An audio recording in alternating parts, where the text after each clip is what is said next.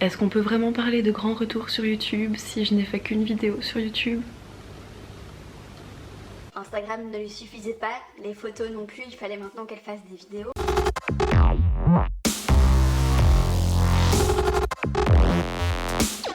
Bonjour à tous, j'espère que vous allez bien. La raison pour laquelle je vous retrouve aujourd'hui dans cette vidéo, c'est simplement pour vous parler de ce qui s'est passé entre le moment où j'ai lancé ma chaîne YouTube et aujourd'hui. Il s'est quand même passé 7 mois. Alors pourquoi qu'est-ce qui s'est passé? 2020 s'est passé. Donc en fait j'ai lancé ma chaîne YouTube, je pense que c'était vers le mois d'avril, quelque chose comme ça. Dans tous les cas, j'ai sorti le teaser de ma première vidéo il y a 7 mois. La vidéo en question est sortie, je crois, 2 semaines, 1 mois après. Non, même un peu plus en fait, je pense que c'était 1 mois et demi après. Enfin, ça doit être quelque chose comme environ 1 mois après. Donc déjà à l'époque, je me suis fait prendre par le temps, par les événements, par tout ce qui se passait, ou en tout cas j'ai lancé ma chaîne en me disant ok là je vais sortir des vidéos, et puis j'ai été confrontée à toute une série de problèmes qui ont fait que ma première vidéo a mis plus de temps que prévu avant de sortir, ce qui était un peu nul parce que je lance le teaser et puis vous avez dû attendre, ce qui est... c'était pas très chouette. Je m'en excuse d'ailleurs. Et puis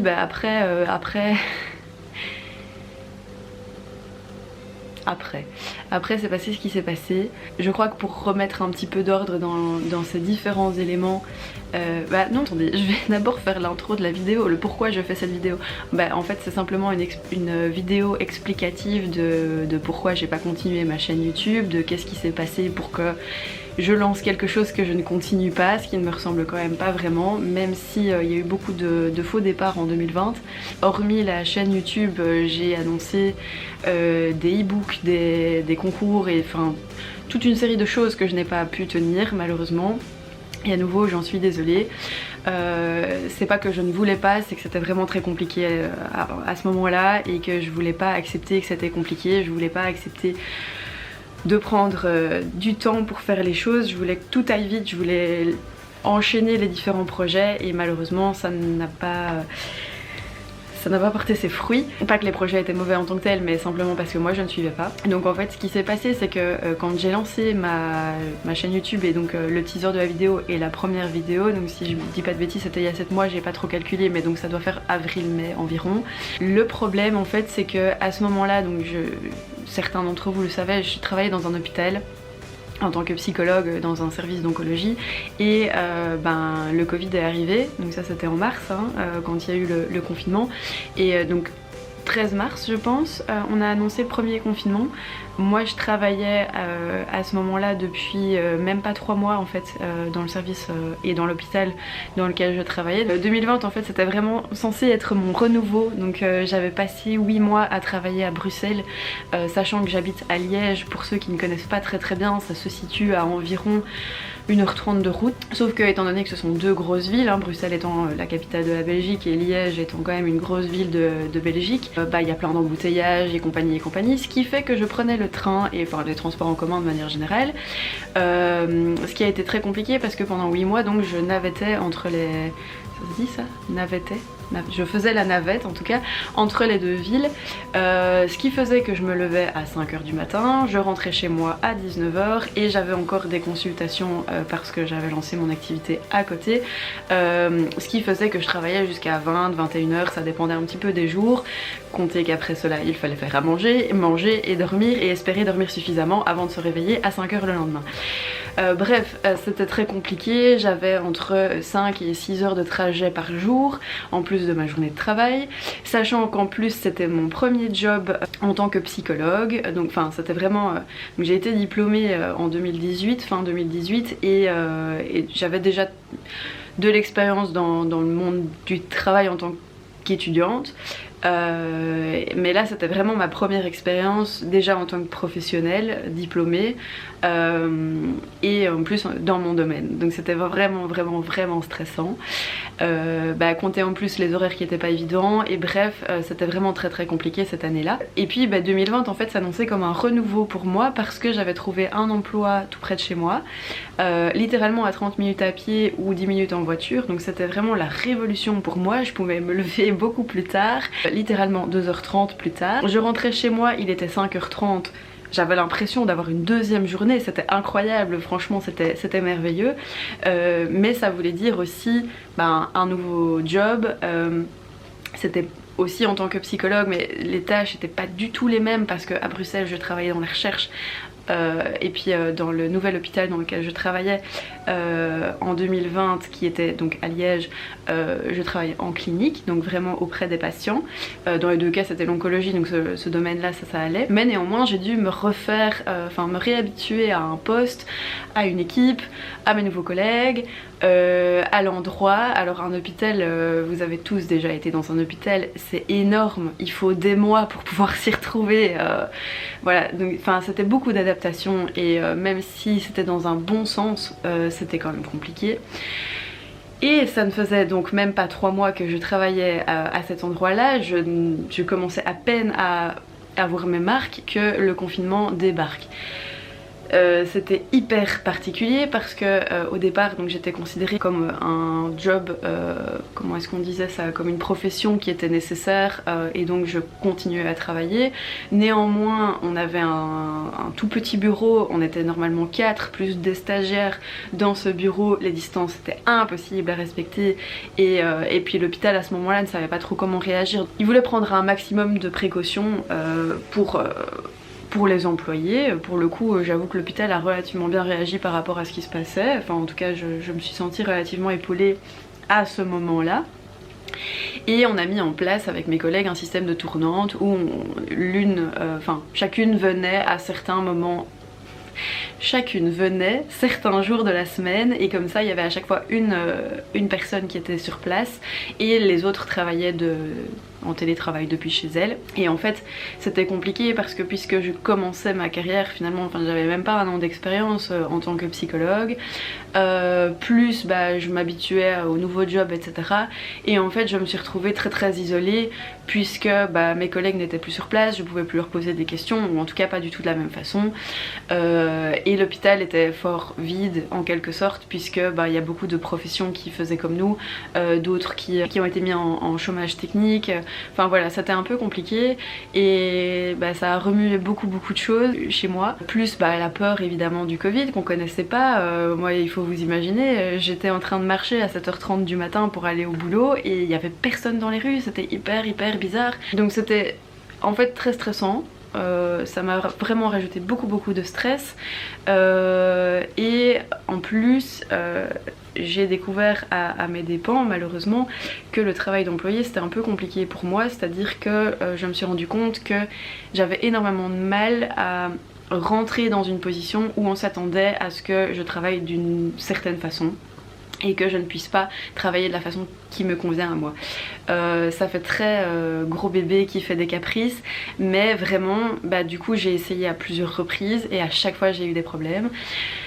Ce qui faisait que je le faisais parce qu'il fallait bien le faire, mais c'était un peu compliqué. Disons que ça me rajoutait de la pression et ça me rajoutait surtout énormément de fatigue. Donc ça c'était pas évident à gérer non plus, et en fait une des choses qui me faisait vivre en tant que personne, une des choses qui me faisait vibrer, c'était tous ces projets que j'avais à côté, donc sur Instagram, sur YouTube, tout ce dont je vous parlais en fait, c'était vraiment une des seules choses à ce moment là qui me permettait de me lever le matin en me disant ok je vais faire quelque chose de cool. Ce qui craignait un petit peu, et voilà, je vais pas vous faire tout un dessin, mais en gros j'ai terminé en burn-out et c'est la raison pour laquelle j'ai pas continué ma chaîne YouTube, etc. parce que j'ai dû passer par plusieurs semaines et même plusieurs mois à réduire très fort mes activités quelle qu'elle soit. C'était vraiment toute activité professionnelle, ou en tout cas toute activité qui me demandait un effort et de l'énergie. J'ai tout mis sur pause. Ça a été très particulier comme période. Il faut savoir que depuis mes 16 ans, j'ai toujours été super active. J'ai rarement pris des vacances. Je travaillais en job étudiant depuis mes 16 ans, donc J'ai toujours eu l'habitude d'avoir le rythme court, travail, en plus de plein d'autres choses que j'ai rajoutées par la suite, et dont Instagram, le blog et compagnie. Et en fait ça a été vraiment très très difficile pour moi de me retrouver à l'arrêt de toute activité, alors que j'avais tellement l'habitude d'enchaîner tout le temps, 7 jours sur 7, 24 heures sur 24, enfin c'était vraiment un gros chamboulement pour moi, c'était vraiment... Il n'y a pas de mots quoi, enfin c'était juste... c'était vraiment particulier. Et donc voilà, enfin, cette année 2020 a été très compliquée en ce sens là, parce que du coup il m'a fallu plusieurs mois pour me remettre sur pied, pour me sentir mieux, pour recommencer à pouvoir penser même à refaire quelque chose. Donc c'est une période pendant laquelle j'ai été un peu absente sur Instagram, qui est donc le réseau sur lequel je suis la plus active normalement. Après j'ai eu énormément de chance de vous avoir, puisque j'ai pu vous en parler d'une façon détournée. Je pense que j'ai jamais vraiment mentionné exactement ce qui se passait, mais en tout cas je vous faisais part des moments où c'était plus compliqué, des moments où j'étais très fatiguée, des moments où moralement ça n'allait pas forcément, et vous avez été d'un énorme soutien. Il y a énormément de personnes qui m'ont soutenue pendant cette période, qui m'ont envoyé des messages, qui essayaient de m'aider, de me donner des conseils. C'était vraiment super adorable, merci beaucoup. Et puis il y a plusieurs personnes qui m'ont partagé un peu des expériences similaires, même si vu que j'avais pas mis de mots dessus, personne n'est venu me parler en DM en mode genre moi aussi j'ai fait un burn-out, ça craint, tu vas voir ça ira. C'était pas vraiment ça, même si j'ai à un moment cherché refuge quelque part dans les groupes donc dans les groupes Facebook qui parlaient de ce genre de thématique. Je me suis assez rapidement rendu compte qu'en fait moi j'abordais pas du tout la question de la même façon, parce que dans ces groupes je trouvais qu'il y avait énormément de victimisation, beaucoup de... quelque chose comme si le burn-out venait comme une excuse de dire qu'en fait le travail ne convenait pas à la personne et qu'il valait mieux qu'elle ait un statut d'handicapé ou quelque chose comme ça. Et disons que je n'ai rien du tout contre cette façon de penser, et peut-être que ça convient à certaines personnes, et il y a peut-être certaines personnes à qui ça convient mieux d'avoir un statut handicapé et de rester chez soi parce que ce n'est plus possible de travailler, etc. Mais moi en fait la seule chose que j'avais envie c'était de pouvoir retravailler. J'avais vraiment envie de pouvoir me remettre sur pied en 2-2 et de pouvoir recommencer à bosser. Et donc je me retrouvais pas du tout dans cette mentalité qu'il y avait sur les groupes, et ça a été très compliqué de pas pouvoir en parler avec des gens qui comprenaient en fait ma douleur quelque part d'être à l'arrêt. Donc voilà, c'était pas une période très facile, j'ai mis un peu de temps à m'en remettre, et là je pense que vous avez pu le voir, hein, depuis déjà fin 2020 ça allait vachement mieux, et puis en 2021 ça va vraiment bien, hein. Vous avez pu voir que j'étais quand même plus active, j'ai recommencé à écrire des articles pour mon blog, j'ai recommencé à être beaucoup plus active sur Instagram, avec du contenu qui, j'ai l'impression, vous plaît beaucoup plus qu'avant, ce qui est vraiment très très chouette. J'essaye d'évoluer en fait, c'est ça, j'essaye vraiment d'évoluer, de faire évoluer le compte. Pas seulement en termes de communauté, parce que bien évidemment ce serait très intéressant, parce que plus la communauté est grande, au plus je peux monétiser ce que je fais, ce qui me permet de vivre un petit peu de tout ce travail, puisque j'y passe quand même énormément d'heures. J'avais calculé il y a pas très longtemps, parce que voilà, maintenant je me retrouve entre différents projets et je vais vous en parler juste un petit peu après, mais du coup j'ai été amenée à calculer un petit peu mon investissement par rapport que ce soit au blog, au réseau. Alors, ça comprend le fait par exemple de faire des séances photos pour pouvoir alimenter le compte Instagram, ça implique l'écriture de l'article, les informations que je vais chercher, puisque je me renseigne quand même un petit peu avant d'écrire des conneries, hein. Ça comprend la création de mon post, donc l'écriture de la légende de la photo sur Instagram par exemple. Ça comprend aussi tout ce qui est retouche photo, relecture de l'article, enfin voilà, ça comprend plein de choses, le fait de vous répondre par message, etc. Ça me prend quand même beaucoup de temps, parce que j'essaye de répondre bien. J'aime pas répondre vite fait, j'aime pas juste dire oh ouais trop chouette ou juste liker le message, donc j'essaye quand même quand il y a un petit peu de texte dans vos messages, parce que parfois vous réagissez juste avec un petit emoji sur ma photo, alors là c'est vrai que je me foule pas beaucoup plus. Quand les gens m'envoient des messages avec du texte, vraiment avec que ce soit des conseils, des idées, des réactions, des témoignages ou peu importe, j'essaye à chaque fois de m'impliquer à fond, donc de répondre correctement, donc il faut dire que ça me prend beaucoup de temps. Et globalement du coup j'ai pu évaluer mon travail par rapport au réseau à environ un mi-temps sur ma semaine, sachant que du coup à côté j'ai mes consultations puisque j'ai relancé mes consultations, relancé mes accompagnements. Vous trouverez toutes les infos d'ailleurs sur mon blog ou sur le site dédié où vous pouvez d'ailleurs prendre rendez-vous en ligne. Mais du coup ça me prend évidemment beaucoup de temps aussi. Ceux qui me suivent sur Instagram, je pense que ce n'est que là que j'en ai parlé jusqu'à présent. Vous avez pu voir aussi que je me suis lancée dans l'écriture d'un livre, ce qui me prend aussi énormément de temps évidemment, que ce soit dans la recherche d'idées, dans la mise en écriture en tant que telle, ou simplement dans la relecture, ce qui prend un temps fastidieux. Donc ma caméra a décidé d'arrêter de filmer, je ne sais pas pourquoi.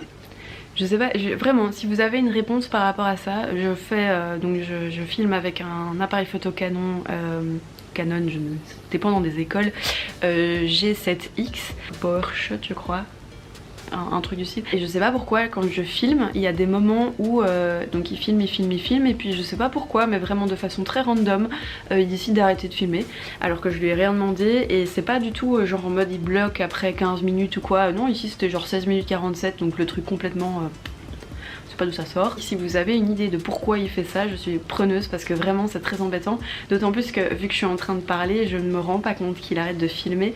Et du coup je parle je parle dans le vide pendant tout un moment. Donc voilà, et donc j'étais en train de dire que le livre me prenait beaucoup de temps évidemment, et que même si j'étais super heureuse de me lancer dans cette aventure là, il faut dire que c'est quand même fatigant.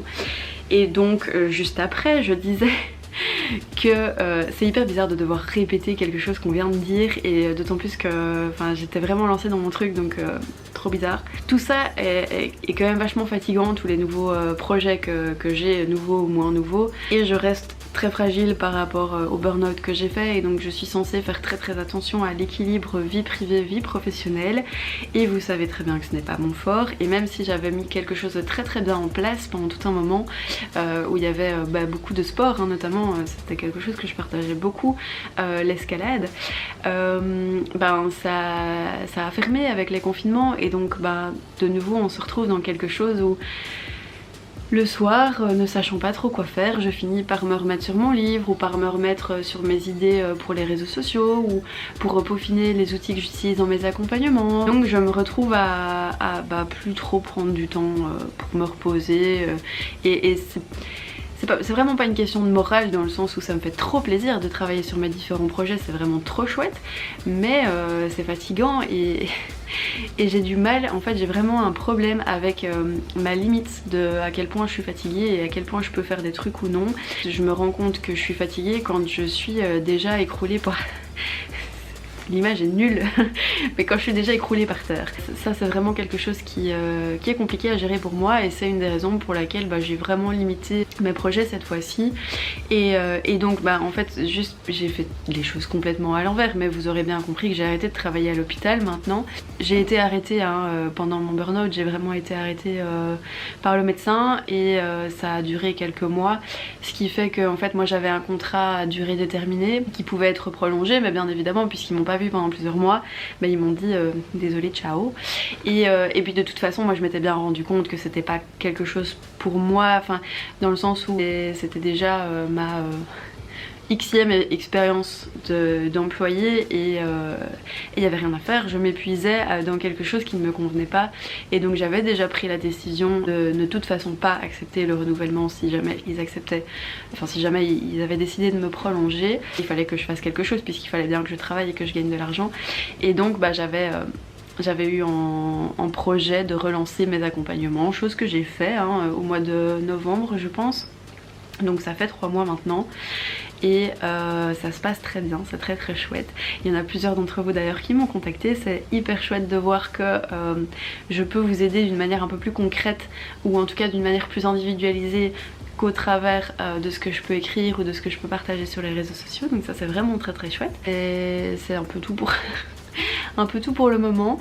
Dans l'idée, j'ai très envie de refaire des vidéos à propos de différentes thématiques qui concernent la psychologie, le développement personnel, l'estime de soi, un peu tout ce bazar là. Ça fait longtemps que vous me le demandez en plus, donc il est temps de répondre à vos demandes et de vous faire un peu plaisir par rapport à ça. Si vous avez des idées que vous avez envie de retrouver sur la chaîne, vous pouvez les mettre en commentaire. Promis, cette fois-ci je vais essayer d'être beaucoup plus régulière, même si j'ai pas du tout envie de me mettre une pression en vous disant que je vais faire une vidéo par mois ou quoi. Ce n'est pas une bonne idée dans l'état actuel des choses, d'autant plus que je ne sais absolument pas comment les choses vont évoluer par rapport aux différents projets que je lance, et j'ai pas du tout envie de me coincer entre guillemets dans quelque chose, que ce soit dans un rythme ou tout simplement dans une fausse promesse. Je pense que je vous en ai fait assez en 2020. Je ne sais pas quand la prochaine vidéo sortira, je ne sais pas de quoi je vais parler, mais dans tous les cas, sachez que en 2021, j'ai quand même envie de faire quelques vidéos. Et bref, sinon le contenu de ma chaîne, je crois, sera assez similaire à ce qu'on trouve sur Instagram, mais version contenu vidéo, tout simplement. Voilà. J'espère que ça éclaire peut-être un petit peu vos lanternes. Il y en a quand même quelques-uns qui se sont un peu inquiétés, avec raison pour le coup, et que voilà, vous comprendrez un peu mieux mon faux départ sur YouTube et que vous m'en excuserez. J'espère que la suite vous plaira, sera à la hauteur de vos attentes, et puis voilà, j'espère qu'on pourra faire des choses chouettes. J'espère que je vais pouvoir vous proposer les différentes choses que je vous proposais en 2020, enfin que j'avais envie de vous proposer en 2020 mais qui ne se sont pas faites, donc notamment des concours et plein d'autres choses. Je vais vous laisser là-dessus parce que ma batterie est en train de me dire qu'elle va me lâcher et je n'ai pas envie de reparler dans le vide. Donc je vous remercie encore une fois, je vous fais plein de bisous. J'espère vous retrouver très bientôt.